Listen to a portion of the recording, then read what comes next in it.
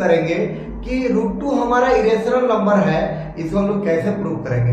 √5 एक irrational number है, इसको कैसे प्रूव करेंगे। √3 एक इरेशनल नंबर है, 1/√2 एक इरेशनल नंबर है, 2 + √2 एक इरेशनल नंबर है। आज इस प्रकार के इरेशनल नंबर्स को हम लोग बहुत कम समय में प्रूव करने सीखेंगे। और अगर आप क्लास 10th या 9th के स्टूडेंट हैं तो आपको जरूर ये वीडियो पूरा देखना चाहिए, क्योंकि आपको बहुत अच्छी चीज सीखने को मिलने वाला है कि इरेशनल नंबर को कैसे प्रूव किया जाता है कि हमारा इरेशनल नंबर है। तो अगर दोस्तों अगर आप चाहते हैं कि हमारा भारत, हमारा झारखंड, हमारा इंडिया अगर आगे बढ़े और हम लोग भी अगर आगे बढ़े तो जरूर इस वीडियो को लाइक कर दें। और अगर आप चैनल में पहली बार हैं तो हम आपसे हेल्प के तौर पे कहते हैं, प्लीज हमारा सब्सक्राइब वाला बटन भी दबाने मत भूलें। और आपको हम इस तरीका का अच्छे कंटेंट जो है हम क्लास 10th के लेके आते रहेंगे। तो जय हिंद बच्चों। तो हम लोग स्टार्ट करते हैं कि सबसे पहले हम लोग ये चर्चा करेंगे कि √2 हमारा एक इरेशनल नंबर है, उसको कैसे सिद्ध किया जा सकता है। धन्यवाद। चलिए स्टार्ट करते हैं।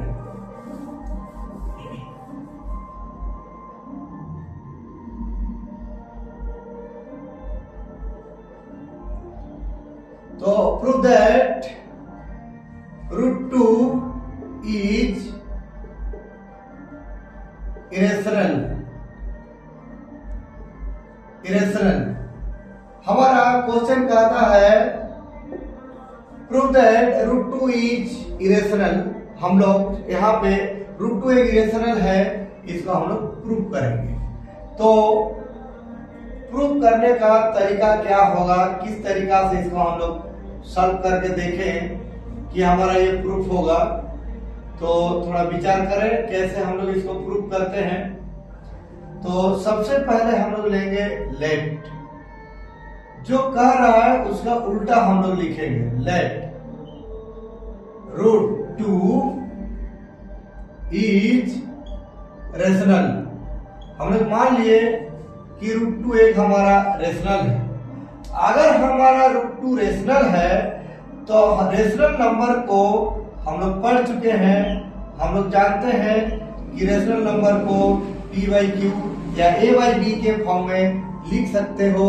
और a और b जो हमारा नंबर होगा, ये कैसा नंबर होगा, वेयर हम लिखेंगे यहाँ पे, वेयर हम लिख सकते हैं a, b belongs to Z+। इसका मतलब हुआ Z+ क्या है बच्चों, ये देखिए सिंबल कैसे लिखना है। ये सिंबल इस तरीका से लिखेंगे।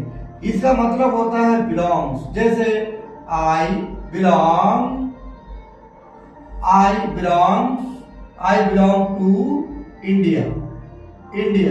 I belong to India। तो इसका मतलब हुआ कि ये संबंध रखना आपको दर्शाता है। तो इसको आराम से टर्न करके लिखना है और बीच में ई जैसा ही है, लेकिन ई ऐसे होती है और ये ऐसे होता है। और जेड मतलब पूर्णांक संख्या को दिखाने के लिए जेड का प्रयोग करते हैं। प्लस लगा दिए मतलब पॉजिटिव इंटीजर हो गया।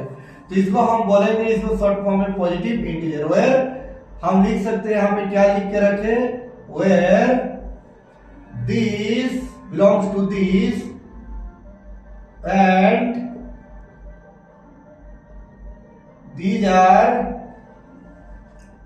these are co-prime numbers।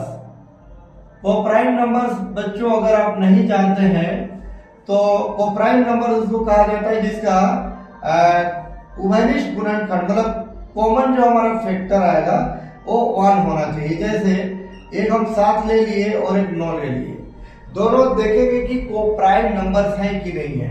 तो 7 का फैक्टर होता है 1 और 7, लेकिन 9 का फैक्टर होता है 1 भी होता है, 3 भी होता है, 9 भी होता है। कॉमन फैक्टर 1 है। तो अगर हमारा दो नंबर को प्राइम नंबर्स हम तभी कह सकते हैं जब दोनों नंबर्स का कॉमन फैक्टर ओनली 1 होगा।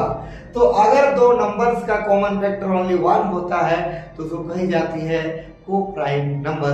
तो हम लोग मान के चल रहे हैं कि a/b के फॉर्म में तो हम लिखे हैं और इसे कॉमन फैक्टर हम कितना मान के चल रहे हैं 1।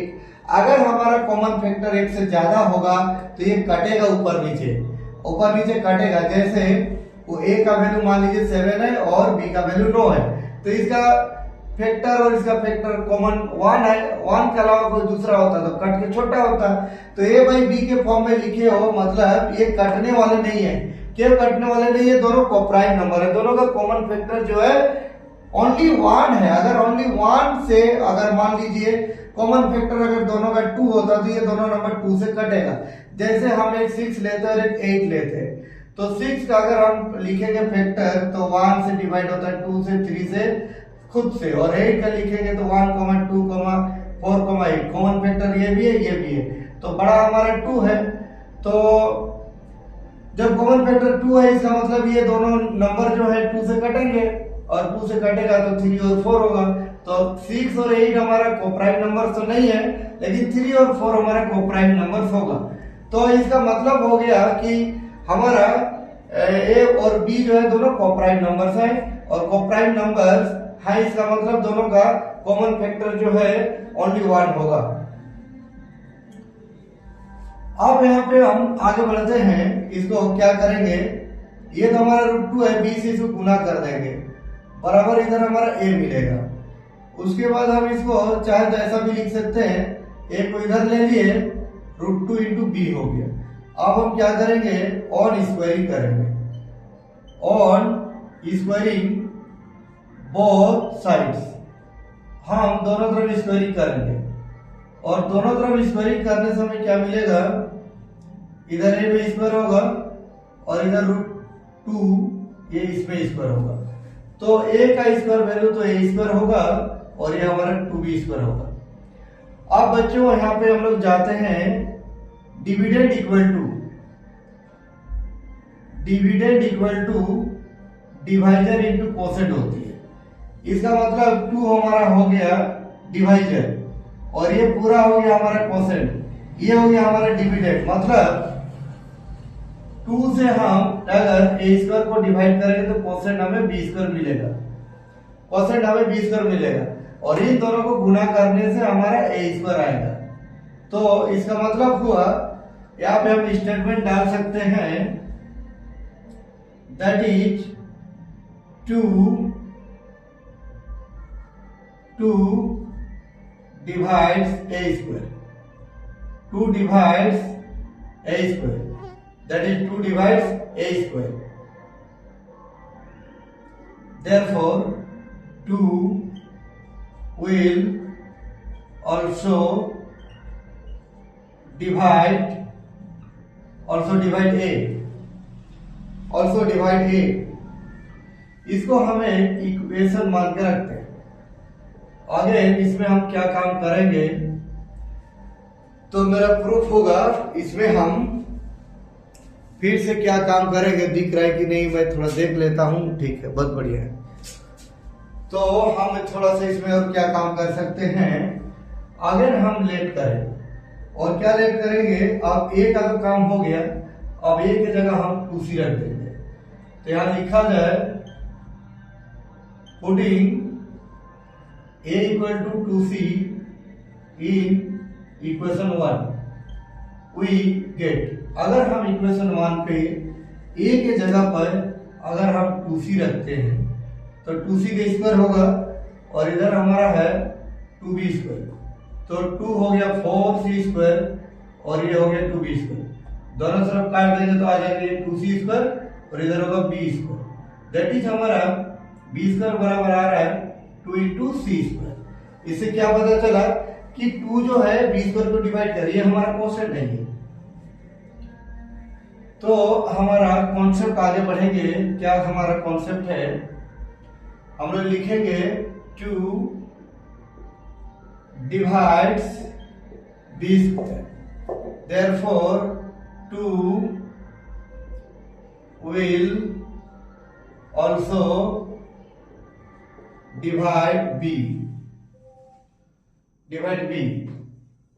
that is, इसे क्या पता चला कि 2 a को भी डिवाइड कर रहा है, 2 b को भी डिवाइड कर रहा है। इसका मतलब हुआ कि हमारा a और b का कॉमन फैक्टर 2b है, that is 2 is the common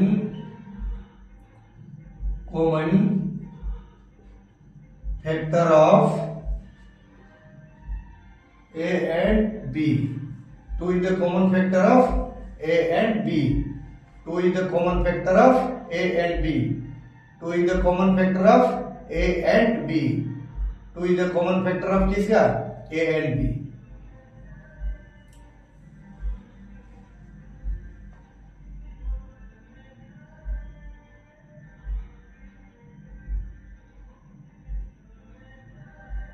So a and b are not co-prime numbers. co-prime numbers नहीं है। अब co-prime नंबर तो हम पहले मान के चल रहे हैं और अभी हम जब प्रूव कर रहे हैं तो इससे पता चल रहा है कि हमारा a और b co-prime नंबर्स नहीं है। तो हम लोग लिखेंगे यहाँ पे दिस, ये जो गलती आ रही त्रुटि आ रही क्या वाले दिस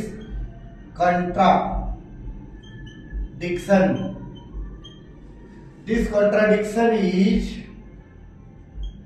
arisen, मतलब उत्पन्न होता है। This contradiction is arisen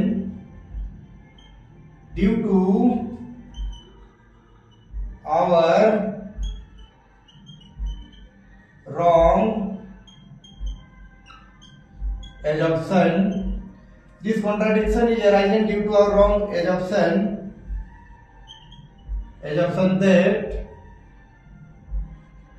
root 2 is rational. तो दोस्तों हम लोग क्या माने कि रूट 2 एक रेशनल नंबर है, हम लोग मान के चल रहे थे। ए और बी कोप्राइम नंबर से मान के चल रहे थे। जब हम लोग सॉल्व करते करते आए तो पता चला ए और बी का कॉमन फैक्टर 1 के अलावा 2 भी है।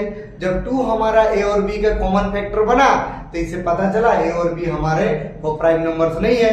तो जब ए और बी कोप्राइम नंबर्स नहीं है तो रूट 2 भी तो हमारा रेशनल नहीं होगा ना, उल्टा होगा। तो यहाँ पे क्या लिखे हम, दिस कॉन्ट्राडिक्शन इज अराइजिंग, ये जो विरोधाभास है, ये जो त्रुटि है वो कहाँ से उत्पन्न हो रही? This contradiction is arising due to our wrong assumption. हम लोग जो गलत मान के रखे हैं, जो गलत हम लोग कल्पना किए हैं, उसके वजह से हमारा त्रुटि आ रही है कि रूट 2 इज रेशनल। रूट 2 के रेशनल मानना हमारा गलत है। तो हम लोग लिखेंगे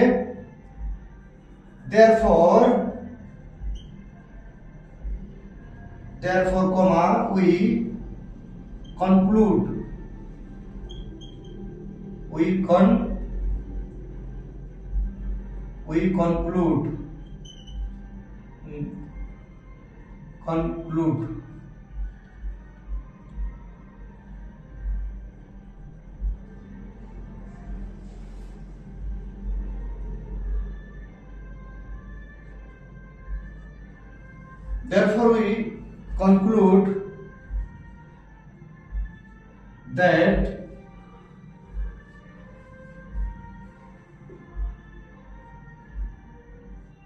therefore we conclude that क्या हम लोग निष्कर्ष निकालेंगे?